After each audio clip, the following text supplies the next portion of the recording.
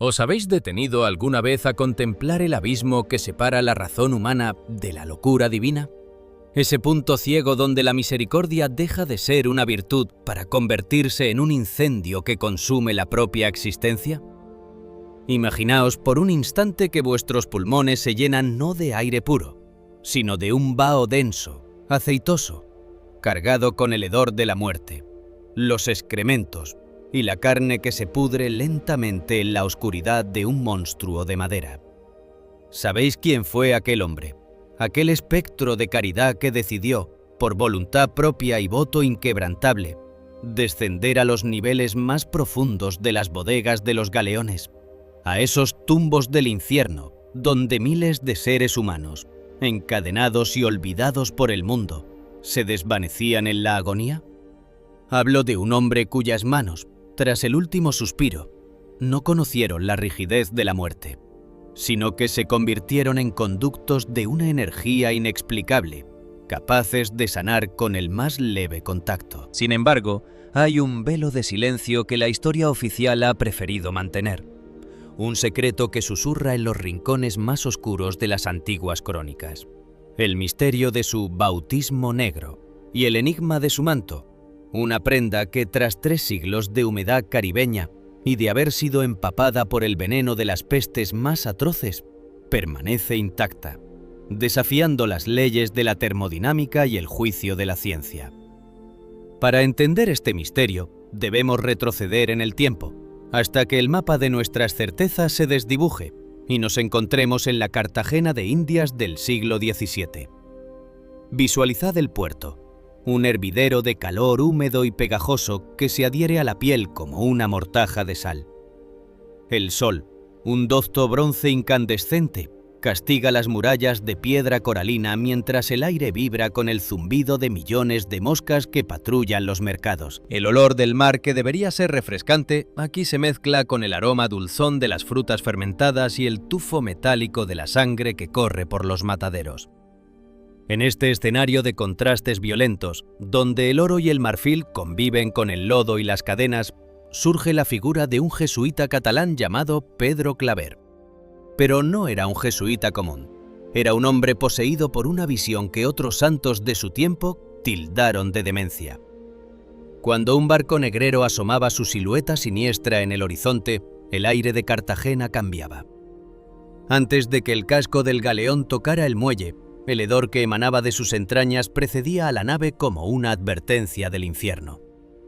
Era un olor que podía sentirse en el paladar, una mezcla de disentería, viruela y el sudor rancio de hombres que habían pasado meses en espacios donde apenas podían estirar los brazos. Mientras los mercaderes se frotaban las manos y los ciudadanos se tapaban la nariz con pañuelos perfumados, Pedro Claver corría hacia el puerto. No llevaba armas, ni sellos reales. Llevaba una canasta con limones, pan y un jarro de agua que brillaba bajo el sol como cristal líquido. Pero lo más importante era lo que envolvía su cuerpo, un manto negro, raído por el uso, que se convertiría en el protagonista de uno de los milagros más perturbadores de la cristiandad. Entrad con él en la bodega. La oscuridad es tan densa que parece sólida. El suelo de madera está resbaladizo por el moco y la sangre. Escuchad el sonido. No son solo lamentos. Es el tableteo de las cadenas de hierro oxidado contra la madera podrida. Un ritmo monótono que marca el compás de la desesperación. Claver no se detiene ante el asco. Su primer gesto, lo que él llamaba su bautismo negro, no era el rito del agua, sino la inmersión total en el dolor del otro. Se cuenta que en un arrebato de humildad que hiela la sangre, el santo llegó a lamer las llagas de los enfermos para limpiar el pus y la suciedad, no por un acto de masoquismo, sino por una necesidad incontrolable de absorber el sufrimiento ajeno. Era como si, al tocar la podredumbre, buscara el rastro de la divinidad oculta en la carne degradada. Aquellos que presenciaron estos actos afirmaban que el rostro de Claver, en medio de la inmundicia, resplandecía con una luz cenicienta, una claridad que no pertenecía a este mundo. Hablemos ahora de ese manto, la reliquia que desafía la lógica. Durante 40 años, Pedro Claver utilizó su capa negra como una herramienta multifuncional de misericordia. La extendía sobre los moribundos para darles calor. La usaba para vendar miembros gangrenados y para limpiar el rostro de los que agonizaban por la peste bubónica. Imaginad la carga patógena de esa prenda. Estaba saturada con los virus más letales de 3 continentes, con las bacterias de la lepra y las toxinas del escorbuto. En el clima de Cartagena, donde la humedad devora el hierro en meses y la seda se deshace en semanas, ese manto debería haber sido reducido a jirones contaminados en menos de un año. Sin embargo, hoy, 3 siglos después, la prenda se conserva milagrosamente. No hay rastro de polilla, no hay moho en sus fibras, no hay putrefacción. Es un tejido que ha bebido del veneno de la humanidad y lo ha transmutado en una pureza física inexplicable. Los científicos que han tenido acceso a la reliquia se retiran en silencio, incapaces de explicar por qué las leyes de la descomposición orgánica se detuvieron en seco ante esa tela. Pero el misterio no termina en la materia inanimada. Las crónicas de la época, guardadas con celo en los archivos de la Compañía de Jesús y a menudo suavizadas por la hagiografía oficial para no asustar a los fieles, hablan de una cualidad aterradora y divina en sus manos. Tras su muerte, ocurrida en un aislamiento absoluto, en una habitación donde el aire era tan escaso como la luz, sus manos adquirieron una textura que no era humana. No eran mármol, ni eran carne muerta. Eran algo intermedio, vibrante. Se dice que cuando los esclavos supervivientes, aquellos que él llamaba sus hijos, se acercaban a su cuerpo inerte para tocar sus dedos, sentían una descarga de calor que recorría sus propios miembros enfermos.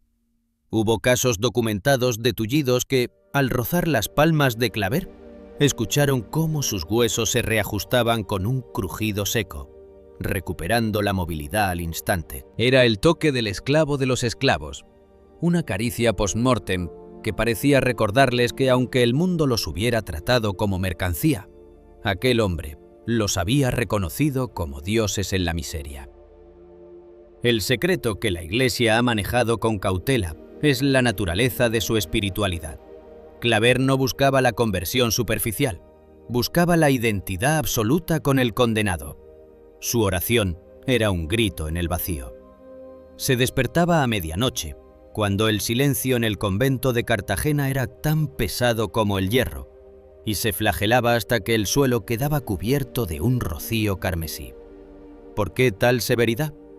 Porque creía que solo a través del dolor extremo podía abrir una brecha en la realidad para que Dios entrara en las bodegas de los barcos. Su bautismo negro era una teología del barro y la sangre.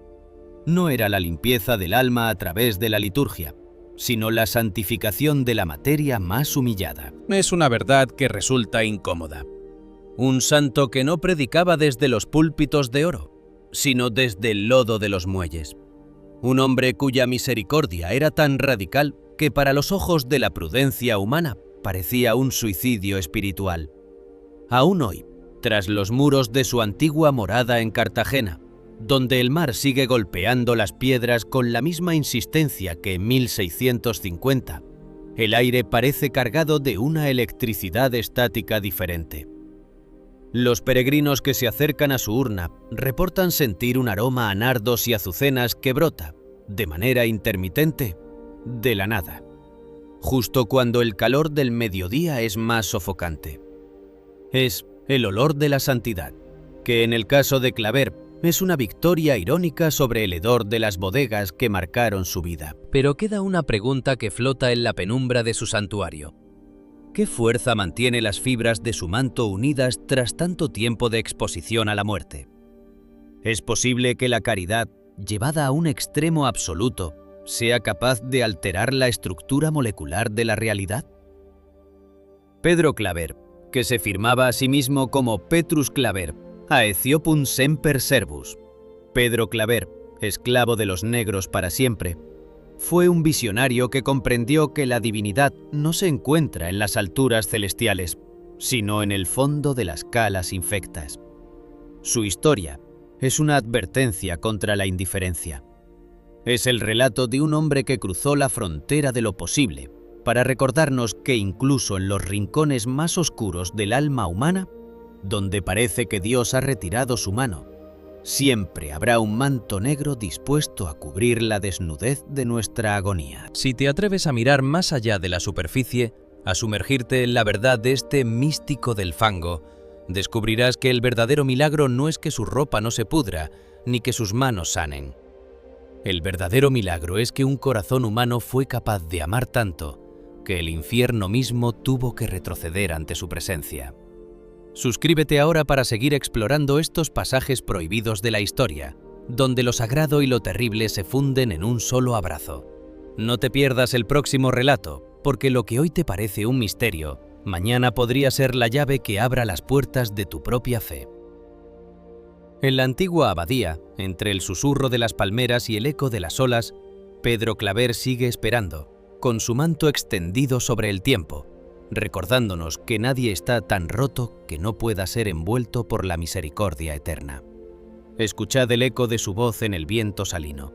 Es un llamado a descender, a servir, a tocar la llaga sin miedo. Porque solo aquel que ha estado en las bodegas del dolor tiene la autoridad para hablar de la luz del paraíso. Y ese es el secreto final, la verdad que late bajo el cristal de su urna. Que la gloria de Dios no huele a incienso refinado, sino que tiene el aroma fuerte y crudo del amor que se entrega hasta que ya no queda nada, ni siquiera el polvo de los siglos. El martirio de Pedro Claver no se consumó en un patíbulo de madera bajo el filo de un hacha, ni en el estrépito de una hoguera pública.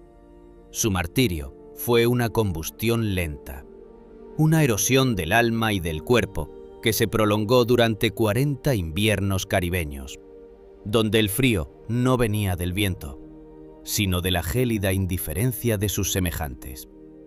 Imaginad la soledad de un hombre que se convierte en un paria voluntario, un exiliado de su propia raza y un sospechoso para aquellos a quienes intenta salvar. Pedro no solo luchaba contra la peste y las cadenas, luchaba contra un muro de desprecio que se alzaba, piedra a piedra, dentro de los mismos muros del colegio de los jesuitas en Cartagena. Sus propios hermanos de religión, hombres que compartían su mismo hábito pero no su mismo fuego, comenzaron a mirarlo con un asco que apenas lograban disimular bajo la máscara de la caridad cristiana. En los pasillos de piedra del convento, cuando Claver regresaba del puerto, el aire se transformaba. No traía consigo el aroma del incienso o del papel viejo de las bibliotecas. Traía el hedor de las sentinas, el rancio tufo de la disentería, el aroma metálico de la sangre podrida y el rastro acre del sudor de 1000 hombres hacinados. Escuchad el susurro de las sandalias de los otros monjes apresurándose a alejarse, el portazo de las celdas que se cerraban a su paso para evitar que el aire que él exhalaba contaminara la pureza del claustro. Lo llamaban entre dientes y con sonrisas amargas el monje sucio. Para ellos, su santidad no era virtud, sino una patología, una obsesión insalubre que manchaba el prestigio de la compañía. Pedro caminaba entre ellos como un leproso moral, sintiendo en la nuca el peso de las críticas que lo tildaban de fanático, de descuidado y de haber perdido la cordura en el calor sofocante de los muelles. Pero el desprecio de los suyos era solo una de las aristas de su calvario. Salid al sol de la plaza de Cartagena, donde el brillo del oro y las sedas de los mercaderes hería los ojos. Visualizad la entrada de la iglesia en un domingo de Adviento. Pedro, con su sotana raída, manchada de un barro que parecía haberse vuelto parte del tejido, se sentaba en los bancos del fondo, o cerca del altar, rodeado por una sombra de esclavos que él mismo había arrastrado desde los barracones para que escucharan la palabra de Dios. La reacción de la aristocracia local era una coreografía de la crueldad. Las damas de alta alcurnia, envueltas en nubes de perfume de ámbar y jazmín, se tapaban la nariz con pañuelos de encaje y daban media vuelta al verlo. «Si ese hombre está ahí, no entraremos», decían los hidalgos, cuyos corazones, eran más duros que las murallas que protegían su riqueza. El templo, destinado a ser refugio de todos, se vaciaba ante la presencia del esclavo de los esclavos. Pedro sentía el vacío a su alrededor, una burbuja de aislamiento forjada por el asco social. Se convertía en un obstáculo para la liturgia, en un estorbo para la estética de una fe que prefería los retablos de oro a las llagas de los vivos. En este aislamiento absoluto, Pedro se encontraba en una tierra de nadie, un abismo ontológico. Para los españoles, él era un traidor a su sangre, un hombre de linaje catalán que había elegido revolcarse en el fango con la mercancía africana, desafiando la jerarquía natural de un mundo que necesitaba la deshumanización del otro para justificar su codicia. Pero, ¿qué sentían los esclavos? Esa es quizás la parte más dolorosa de su prueba. Al principio, para los cautivos que desembarcaban rotos por el Atlántico, Pedro no era un ángel. Era solo otro hombre blanco, otro portador de la piel de los opresores, otro espectro de la misma raza que los había arrancado de sus aldeas, violado a sus mujeres y encadenado a sus hijos. Imaginad la mirada de Pedro encontrándose con ojos llenos de un odio ancestral, de una desconfianza que ningún gesto de amabilidad parecía poder romper. Pedro tenía que luchar contra el estigma de su propio color. Tenía que demostrar hora tras hora, herida tras herida, que sus manos no estaban allí para azotar, sino para vendar. Que su boca no profería órdenes, sino consuelo. Fue una batalla de décadas para ganar un centímetro de confianza en el corazón de un pueblo que tenía todas las razones del mundo para odiarlo. Durante 4 decenios, Pedro Claver fue el blanco de la violencia física de los negreros. Estos hombres, cuyos rostros estaban curtidos por la sal y la crueldad, veían en el jesuita un peligro para sus intereses económicos. Si Claver humanizaba al esclavo, el precio de la mercancía peligraba. Pedro recibió bofetadas que le partieron los labios, empujones que lo lanzaron al lodo de los muelles y amenazas de muerte que susurraban en sus oídos mientras él bautizaba a un moribundo. Muchas veces, mientras limpiaba la cubierta de un barco negrero, el látigo del capataz silbaba cerca de sus hombros, recordándole que en aquel infierno de madera y hierro, su vida valía tanto como la del hombre que estaba a sus pies. Pedro aceptaba los insultos como si fueran bendiciones, bajando la cabeza con una humildad que enfurecía aún más a sus agresores. No había en él rastro de soberbia defensiva. Su único escudo era un silencio que parecía absorber toda la malicia del mundo y devolverla convertida en paciencia. El hambre era su otra compañera fiel. En el colegio jesuita, Pedro solía pedir las sobras, los mendrugos de pan duro, las frutas que ya habían comenzado a pudrirse, no para consumirlas él, sino para guardarlas en su canasta y llevarlas a los barracones. Su estómago era un campo de batalla de contracciones dolorosas. Visualizad a Pedro, en medio de la canícula de Cartagena, con la garganta seca y el cuerpo temblando por la falta de sustento, ofreciendo el último trozo de pan a un niño africano que lo miraba con ojos vidriosos por la fiebre. Él se alimentaba del gozo ajeno, una dieta mística que apenas mantenía sus huesos unidos. Su cuerpo se volvió una sombra, un conjunto de nervios y voluntad tensado sobre un esqueleto que parecía sostenerse solo por la gracia divina. Pero el verdadero escenario de su lucha épica no estaba en el puerto, sino tras la puerta cerrada de su diminuta y sofocante celda. Imaginad esa habitación, un espacio de pocos metros cuadrados donde el calor de Cartagena se concentraba como en un horno de fundición. El aire no circulaba. Era una masa viscosa que pesaba sobre los pulmones. La humedad hacía que las paredes exudaran un sudor de salitre, y el único sonido era el zumbido incesante de los mosquitos y el eco de las olas rompiendo contra las murallas cercanas. En esa penumbra, Pedro se enfrentaba a los demonios del desprecio y del cansancio. ¿Cuántas noches pasó de rodillas, con la frente apoyada en el suelo de piedra, luchando contra la tentación de abandonar, contra la voz que le decía que su esfuerzo era una gota de agua en un océano de iniquidad? La flagelación era su forma de reclamar su propio cuerpo de las garras del orgullo. En la soledad de su celda, el sonido de los azotes rítmicos contra su propia carne se mezclaba con sus gemidos de intercesión. Pedro no se golpeaba por odio a sí mismo, sino para sentir, aunque fuera una fracción mínima, el dolor que sus protegidos sentían bajo el látigo de los negreros. Quería que su piel fuera un mapa del sufrimiento humano, una geografía de hematomas y cicatrices que lo identificara con los humillados.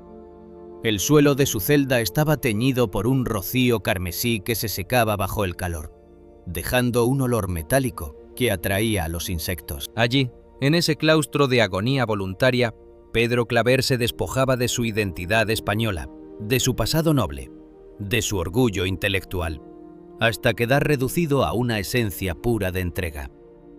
Sus ojos, hundidos por las vigilias y el hambre, veían en la oscuridad de la celda visiones que lo sostenían. Se dice que en los momentos de mayor duda, cuando el peso de la incomprensión de sus hermanos jesuitas se volvía insoportable, Pedro sentía la presencia de una fuerza que no era de este mundo. Pero no eran visiones de ángeles de mármol, eran visiones del Cristo llagado, que le pedía que no soltara la esponja con la que limpiaba las heridas de los esclavos. Su celda era su Getsemaní privado, un lugar de sudor de sangre y de lucha contra la sombra del fracaso. 40 años de ser el pararrayos del odio de una ciudad, de ser el blanco de las mofas de los poderosos y de ser el siervo de quienes a menudo ni siquiera podían agradecerle, porque el idioma de su dolor no tenía palabras en español. Pedro Claver vivía en un estado de crucifixión permanente.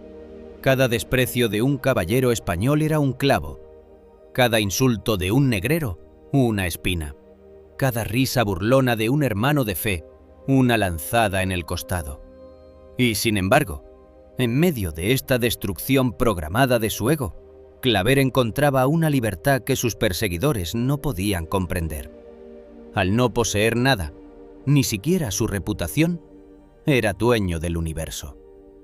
Su aislamiento lo había convertido en una fortaleza espiritual que nada podía asaltar.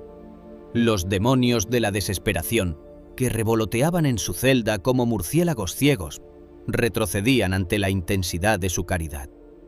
Pedro se había convertido en un fuego que se alimentaba de la misma leña del desprecio. Al final de estas 4 décadas de juicio continuo, Pedro Claver ya no era un hombre. Era una reliquia viviente, un testimonio tallado por la mano de la adversidad. Su rostro, marcado por las arrugas que el sol y el dolor habían trazado, guardaba una expresión de paz que resultaba ofensiva para quienes vivían en la comodidad. Había triunfado sobre el aislamiento porque había hecho de la soledad su templo. Había vencido al desprecio porque se había despreciado a sí mismo antes de que el mundo pudiera hacerlo. En la pequeña y calurosa habitación del colegio jesuita, entre el olor del sudor, el salitre y la sangre de sus penitencias, se gestaba el milagro de una transmutación. El monje sucio estaba destilando, en el alambique del sufrimiento, la esencia más pura de la divinidad. El mundo lo había despojado de su apariencia humana, pero Dios lo estaba revistiendo de una gloria que el tiempo no podría borrar, preparando el escenario para el acto final de una vida que, habiendo descendido a los sótanos de la humanidad, estaba lista para reclamar el cielo. La peste no llegó a Cartagena con el estruendo de los cañones, sino como un susurro venenoso que se arrastraba por las rendijas de las puertas y se filtraba en los pulmones de los incautos.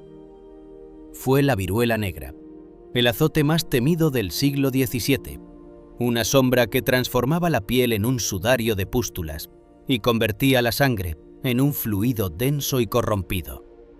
En cuestión de días, la ciudad de las murallas inexpugnables se convirtió en una inmensa tumba bajo el sol abrasador.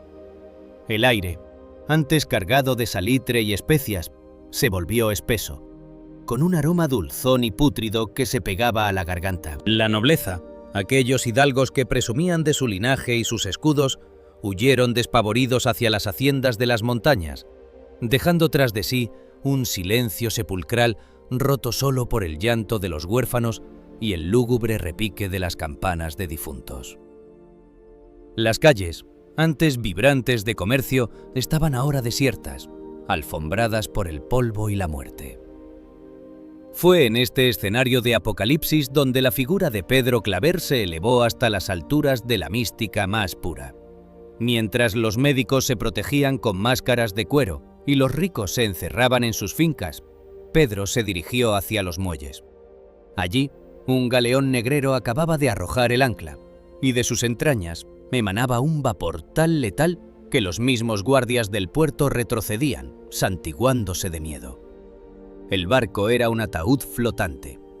Pedro, con los pies descalzos sobre la arena ardiente y su sotana negra ondeando como el ala de un cuervo divino, subió a bordo. Descendió a las bodegas, a esas calas donde la oscuridad era tan absoluta que parecía devorar la luz.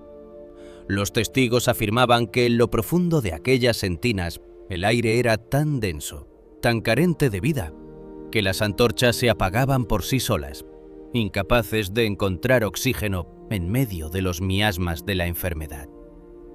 Pero Pedro no necesitaba fuego terrenal. Se movía en las tinieblas guiado por un resplandor que brotaba de su propio interior, una claridad cenicienta que le permitía ver los ojos vidriosos de los agonizantes entre los harapos y las cadenas.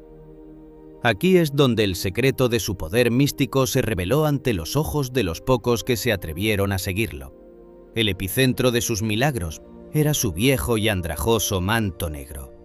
Aquella prenda, zurcida 1000 veces, empapada en el sudor de décadas de servicio y endurecida por la sal del mar, no era ya un trozo de tela, sino una extensión de su propia alma santificada. Los esclavos que yacían en el suelo de madera podrida, cubiertos por las costras negras de la viruela y ardiendo en fiebres que les hacían delirar, sentían un frío celestial cuando Pedro los cubría con su capa. Ocurría entonces lo imposible.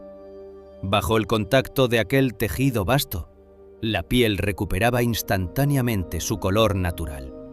Las llagas supurantes, que exhalaban el olor de la putrefacción, se cerraban ante la vista de los presentes como flores marchitas que, por un hechizo divino, recuperan de pronto la savia y la tersura. La fiebre, ese incendio invisible que consumía los órganos, retrocedía con un escalofrío de paz en cuanto el manto del santo rozaba la frente del enfermo.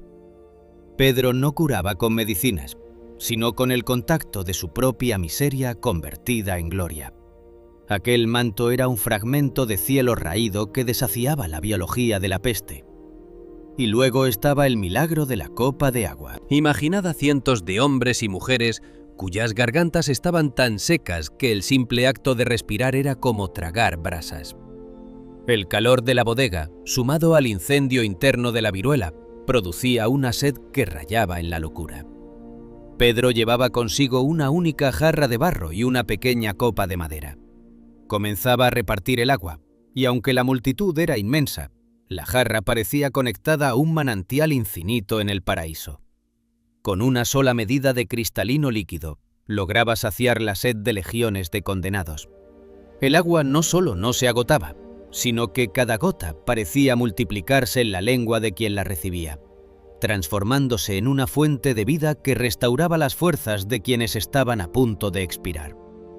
Los observadores, mudos de asombro, veían cómo el nivel del agua en el recipiente no descendía ni 1 milímetro, a pesar de que Pedro servía incansablemente durante horas bajo un calor que derretiría el plomo. Su control sobre la materia se había vuelto absoluto. Un don taumatúrgico que convertía la escasez en abundancia divina. Sin embargo, el triunfo final de su espíritu sobre la carne ocurrió en la etapa más oscura de su vida. En 1650, el hombre que había sido la fuerza de Cartagena fue derribado por un ataque de parálisis. Su cuerpo, aquel instrumento que había castigado durante 40 años, se rebeló finalmente. Pedro quedó confinado a una pequeña celda, una alcoba de piedra húmeda donde el sol apenas se atrevía a entrar.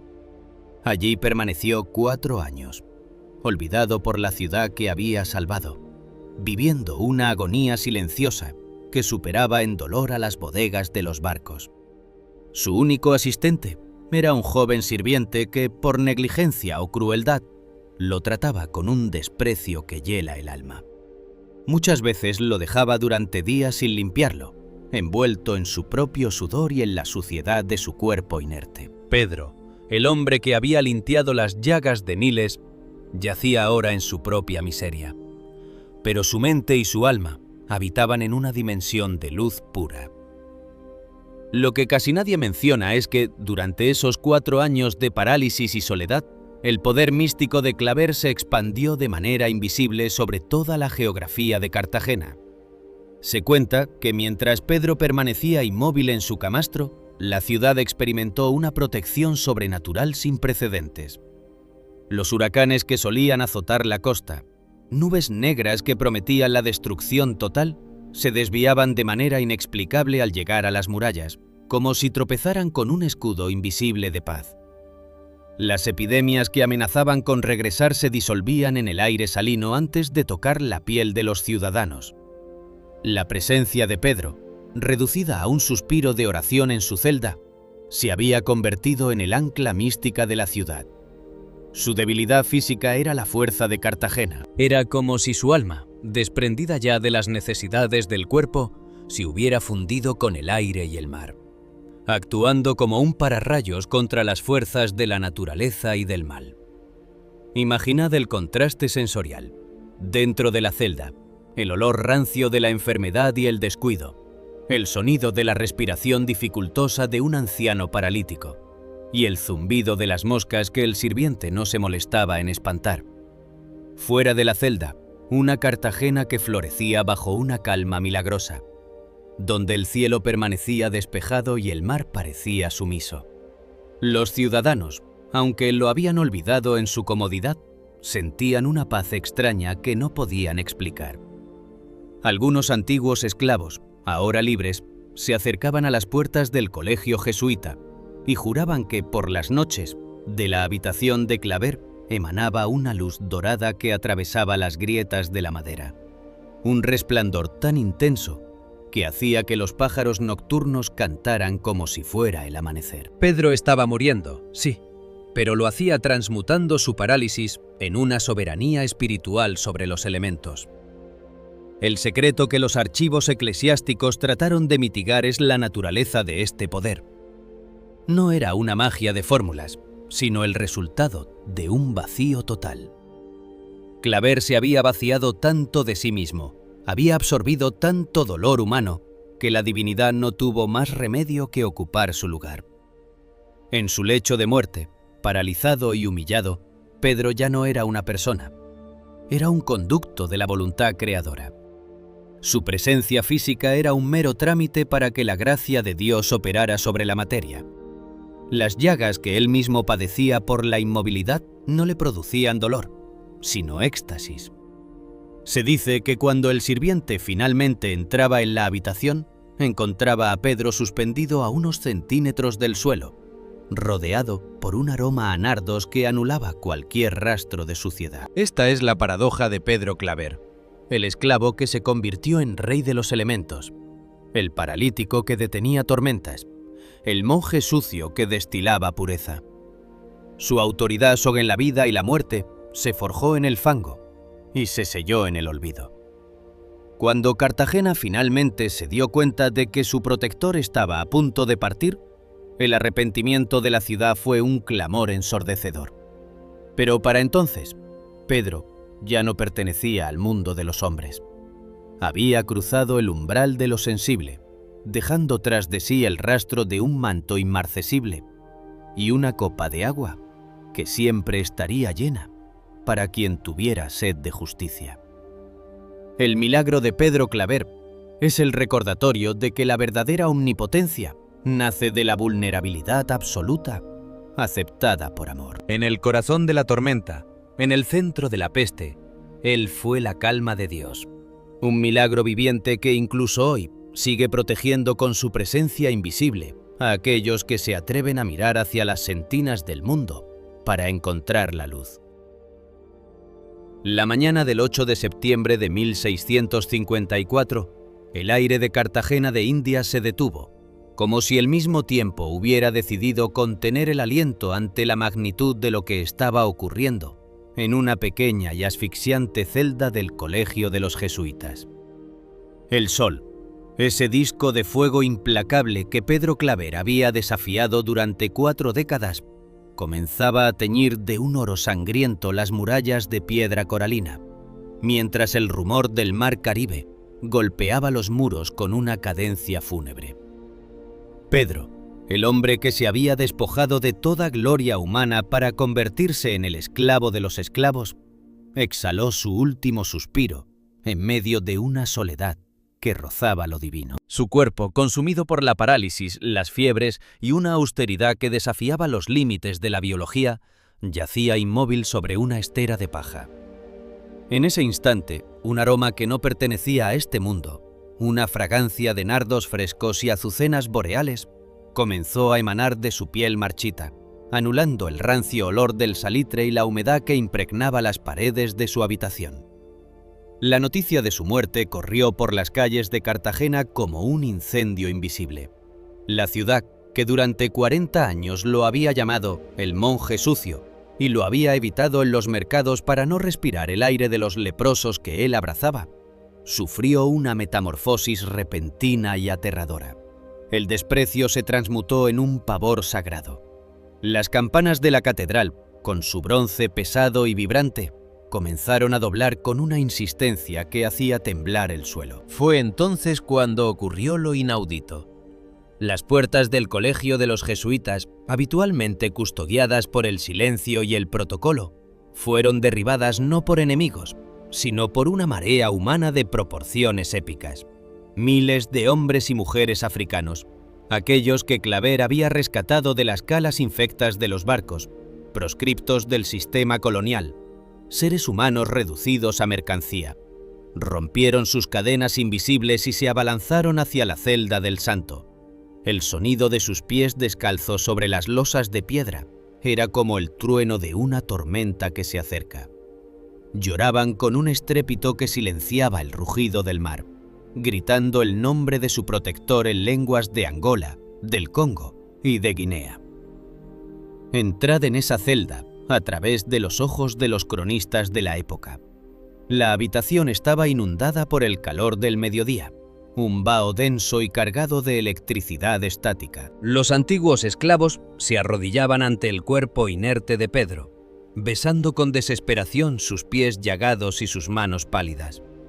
Se cuenta que incluso los más rudos negreros, hombres con el corazón endurecido por el látigo y la codicia, cayeron de rodillas al entrar en aquel espacio, abrumados por una presencia mística que los obligaba a reconocer su propia insignificancia. El cuerpo de Claver, a pesar de los años de parálisis y descuido, no mostraba los signos habituales de la rigidez cadavérica. Su carne conservaba una elasticidad milagrosa, una calidez que parecía desafiar la irreversibilidad de la muerte. La gente cortaba trozos de su vieja sotana negra para guardarlos como reliquias, y en pocas horas, el cuerpo del santo tuvo que ser revestido varias veces, pues la devoción de los humildes lo dejaba desnudo en su afán de llevarse un fragmento de su santidad. Hoy, más de 3 siglos después, el legado de San Pedro Claver se alza como una columna de fuego en medio de la historia de los derechos humanos. Ha sido proclamado patrón de Colombia y defensor de la dignidad humana, pero la verdadera esencia de su herencia no se encuentra en los documentos oficiales de la Iglesia ni en los discursos políticos, sino que permanece encerrada en una urna de cristal y mármol bajo el altar mayor de la imponente iglesia que lleva su nombre en Cartagena. Es aquí donde la ciencia se detiene y la mística reclama su territorio. Los restos mortales de Claver, expuestos a la mirada de los siglos, conservan un secreto físico que desafía cualquier análisis racional. Sus tejidos, tras cientos de años de exposición a la humedad corrosiva del Caribe y al calor que suele deshacer la materia orgánica en semanas, han mantenido una suavidad y una integridad molecular inexplicables. Pero el detalle más perturbador Aquel que los científicos observan con un silencio cargado de desconcierto es su mano derecha. Visualizad esa mano. Es la mano que bautizó a más de 300.000 almas en las bodegas de los galeones. Es la mano que tocó la carne podrida por la lepra y que limpió el pus de las heridas de la peste sin guantes ni miedo. Es una mano que conoció el fango del puerto y la sangre de sus propias flagelaciones. Esa mano derecha, conservada en la urna, emana de manera intermitente un aroma floral que no corresponde a ningún proceso de embalsamamiento conocido. No es el olor rancio de la momificación, ni la fragancia artificial de los aceites. Es un perfume vivo, una esencia que parece brotar de los mismos poros del hueso y la piel reseca. Los análisis forenses no han encontrado rastros de resinas o perfumes externos. El aroma simplemente está ahí, como una firma eterna del amor que animó esos dedos durante su vida terrenal. Es la victoria póstuma de la caridad sobre la podredumbre, un recordatorio físico de que el sacrificio absoluto altera incluso la química de la muerte. El gran secreto que Pedro Claver dejó a la humanidad y que la Iglesia a veces ha manejado con cautela por su naturaleza radical es una teología de la inmersión. Su vida nos enseña que Dios no se encuentra en el oro de los retablos barrocos, ni en la perfección de las armonías corales de las catedrales, ni en la pureza higiénica de los salones de los justos. El secreto de Claver es que Dios habita en la geografía del dolor, en la oscuridad de las bodegas modernas donde el hombre es humillado y olvidado. Para Claver, el camino al cielo no era una ascensión hacia las nubes, sino un descenso hacia el barro. Nos dejó la lección de que las manos que realmente tocan lo sagrado son aquellas que no temen mancharse con la suciedad de la miseria ajena. Las manos que se atreven a vendar la herida supurante del hermano antes de unirse en oración. Su legado es una advertencia contra la espiritualidad de pañuelo en la nariz. Es el grito de un hombre que vio en el rostro de un esclavo agonizante el brillo más puro de la majestad divina. Contemplad la catedral de Cartagena en el crepúsculo. El sol se oculta tras las murallas y las sombras se alargan sobre los adoquines. Dentro del templo, el silencio es denso, solo interrumpido por el eco lejano del mar. La luz de las velas proyecta sombras danzantes sobre la urna de Claver, haciendo que su cuerpo parezca vibrar en la penumbra. El mármol del altar se siente frío al tacto, pero cerca de sus reliquias, el aire parece tener una temperatura diferente, una calidez sutil que emana del esclavo de los esclavos. Su presencia sigue allí, actuando como un pararrayos místico para la ciudad. Es una figura incómoda para un mundo que busca el confort y evita la llaga. Claver nos susurra desde la eternidad que la verdadera libertad nace de la esclavitud voluntaria por amor, y que la única forma de salvar el alma es perdiéndola en el servicio a los más rotos.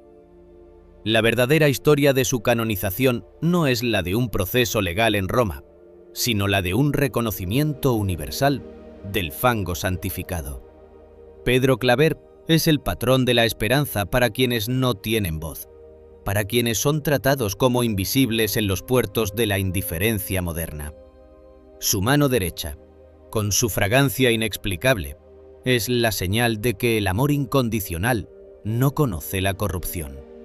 Es un aroma que desafía al tiempo y al espacio, recordándonos que cada acto de misericordia, por pequeño que sea, deja una huella eterna en la estructura del universo. El secreto final de su legado es una invitación a la valentía, la invitación a entrar en las tinieblas del prójimo llevando solo el manto de la compasión y una jarra de agua que nunca se vacía.